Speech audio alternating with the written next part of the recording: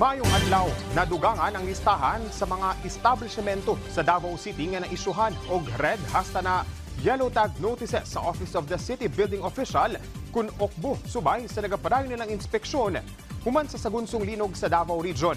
Apil na karon sa nahatagan og red tag notice ang main building sa usa ka hotel sa Santa Ana Avenue ug ang transformer pad sa usa ka universidad sa Obrero.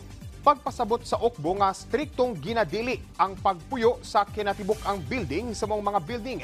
Sanglit dili na masaligan ang integridad niini.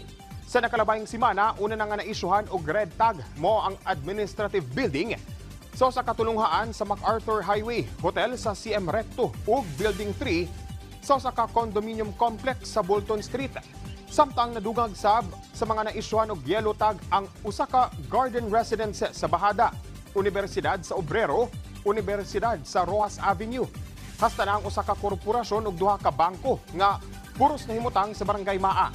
Ang naisyuhan og yellow tag, nakitaan og hazard, busa, dili pwedeng ipagamit ang ubang bahin sa ilang building.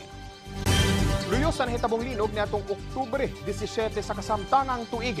Nagpadayon ang pagpahigayon sa Kapitolyo Servisyo Caravan sa Provincial Government sa Surigao del Norte sa munisipalidad sa Gigakit.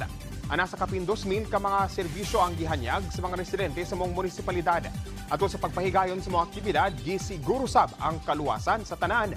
Busa malampusong nahatag ang mga serbisyo. Lakip sa mga serbisyong gihatag mo ang medical ug dental check-up, libreng eyeglasses, alis bukol, legal counseling, distribution sa wheelchairs ug uban pa.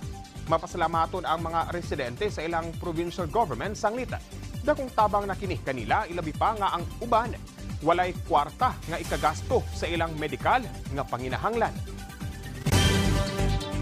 Ug mo kadto mga nagunang balita dinhi sa PTV Davao. Ako si Jay Laga para sa Pambansang TV sa Bagong Pilipinas.